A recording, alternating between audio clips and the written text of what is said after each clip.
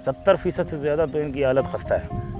बाकी ये कितने साल और रहेंगे अगर इन पर तवज्जो न दी गई तो ये मेरे नज़र में तो 5-6 साल के बाद शायद इनका निशान भी ना मिले, वो खंडरात में तब्दील हो जाएंगे। तो गुफ्त शनीद जो होती रहती है कि कम से कम 700 या 750 साल कदीम है। इससे पहले भी मुख्तलिफ यहाँ पे अक़वाम के अफराद यहाँ पे तदफीन होते रहे माजी में। उसके बाद फिर रैसानी का यहाँ पर सिक्का चलता रहा और रैसानी का निज़ाम चलता रहा है। तो रैसानियों के जिद अमजद यहीं पे मदफून है। ये काफ़ी तारीख़ी कब्रिस्तान है।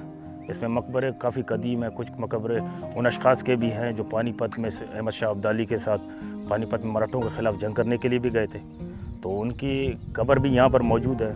लेकिन उनके मकबरे काफ़ी खस्ता हालत में है। आर्काइव्स जो एक डिपार्टमेंट है हमारा, तो उनकी तरफ से कोई तवज्जो नहीं, मतलब सरकारी सरपरस्ती नहीं है इसकी। सरपरस्ती होनी चाहिए, ये हमारा हेरिटेज है, इसके ऊपर ध्यान देना चाहिए हमें।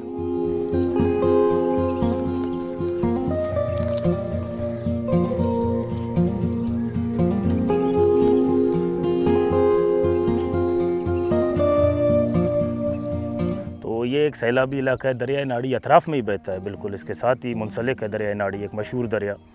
तो सैलाब का पानी भी बज़ा औक़ात इस कब्रिस्तान में अपना रास्ता बना लेता है। तो वो सैलाबी पानी इनको तकरीबन खस्ता हालत की तरफ, क्या बिल्कुल मुनद्दम होने की तरफ ले जा चुका है। तो इन पे तवज्जो देनी चाहिए और लोगों को आगाह करना चाहिए। ये हिस्ट्री का एक बहुत बड़ा हिस्सा है ये कब्रिस्तान।